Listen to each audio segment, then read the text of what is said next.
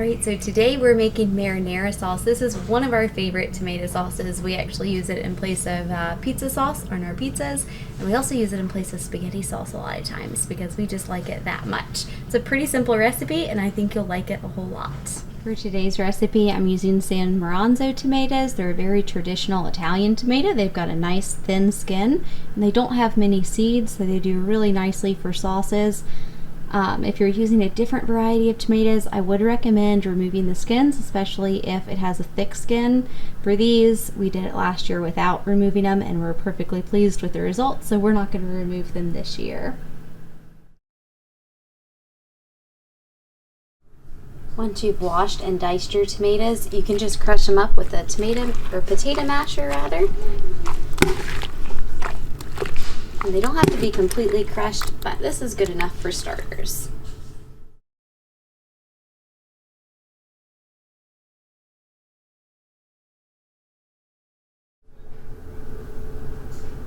So I've minced about 40 cloves here. For every quart of tomatoes you're doing, you'll want about 3 to 5, really depending on how much you like garlic. So we're going to go ahead and get these going in the stove.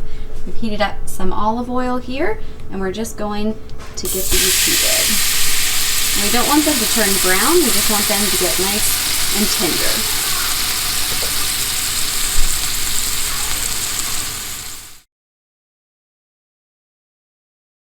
For every quart of tomatoes we put in, we're going to do half a teaspoon of canning salt. Remember, if you're canning this, you need to use canning salt. If you're not canning it, you can use regular salt. And then we're going to do 2 teaspoons of dried basil leaves, and 2 teaspoons of oregano. And that's for every quart of tomatoes we put in.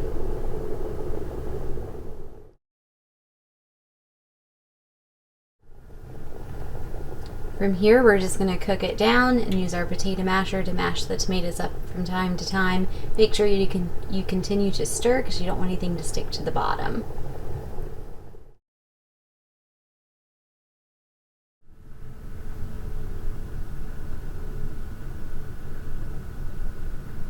I'll probably thicken this a little bit more, but from here I'm going to go ahead and add some brown sugar, and we're just going to add that to your preferred tasting. For us, we're going to start with half a cup and just go from there.